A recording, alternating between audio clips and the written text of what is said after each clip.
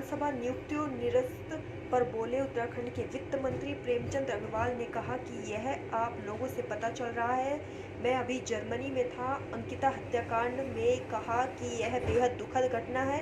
इस पर उत्तराखंड सरकार द्वारा ठोस कदम उठाए जाएंगे। सभा में जो आपके दौर में भर्तियां हुई थी, इसके साथ साथ जो पहले ही भर्ती होती सभी भर्तियों को कल विधानसभा स्पीकर ने रद्द कर दिया, क्या कहेंगे आप? देखिए, आप जानते हैं कि मैं अभी जर्मनी से एक सॉलिड वेस्ट मैनेजमेंट के एक स्टडी टूर से वापस आ रहा हूँ और मुझे यह जानकारी मिली है कि माननीय अध्यक्षा जी ने जो उस दौर की तदर्थ नियुक्तियाँ थी उसको रद्द करने की संस्तुति की है। तो जानकारी अब लूँगा क्योंकि बहुत सारी विस्तृत जानकारी मुझे लेनी होगी और अभी जैसा आपके माध्यम से ही पता चला है कि ये सब हुआ है, तो जानकारी लेने के बाद ही इस पर मैं कुछ कह पाऊँगा। सर, मुख्यमंत्री मिलने के लिए गए हैं राज्यपाल से। बीजेपी का एक धड़ा वहाँ पे कह रहा है कि आपके इस्तीफे की चर्चा चल रही है। अब ये तो मुझे नहीं पता किस धड़े की आप बात कर रहे हैं। हमारे पार्टी में तो कोई धड़ा ही नहीं है। पार्टी में हम सब मिल के काम करते हैं और मिल के ही काम कर रहे हैं। सर, जो नियुक्तियाँ हुई हैं, क्या बतौर स्पीकर आप अपने आप को निर्दोष मानते हैं? अब चूँकि माननीय अध्यक्षा जी ने अपना निर्णय दे दिया है तो उस पर टिप्पणी करना इस टाइम बहुत ज़्यादा इसलिए उचित नहीं होगा जब तक मैं उसकी पूरी जानकारी न ले लूँ।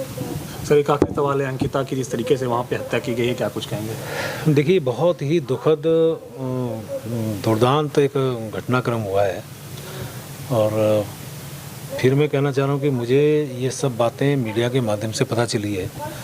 वास्तव में ये दुखद है, बहुत ही निंदनीय है। ऐसे कृत्य हमारे उत्तराखंड में क्या कहीं भी किसी भी रूप में स्वीकार्य नहीं है। ना तो ये किसी व्यक्ति के, ना किसी समाज के, ना किसी प्रदेश के हित में है।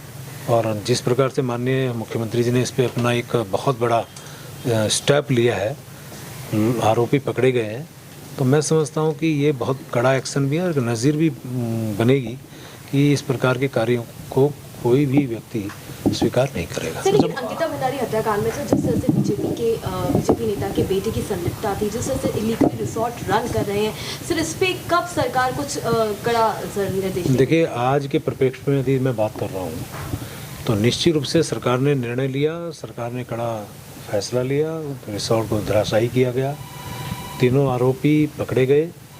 अब ये बात ठीक है, जो अवैध हैं वो किसी प्रकार से नहीं पनपनी चाहिए, लेकिन सरकार के जैसी संज्ञान में आया तुरंत ये निर्णय, इस प्रकार का निर्णय, विषय ये नहीं किस पार्टी का है, विषय ये है कि गलत है तो गलत है। सर, 4 दिन तक मिसिंग थी सर बॉडी। पुलिस को लगातार उनके पेरेंट्स ने अप्रोच किया, लेकिन 4 दिन तक कोई सक्रियता ही नहीं थी। देखिए,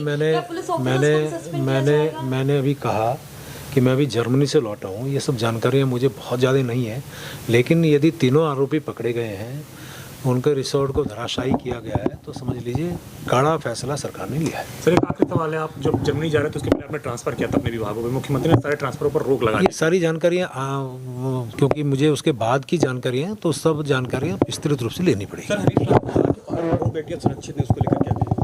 हरीश राव जी के कार्यकाल की भी जानकारी ली, उस समय कितना कुछ होता था, अब तो कम से कम नियंत्रित है सब चीज़।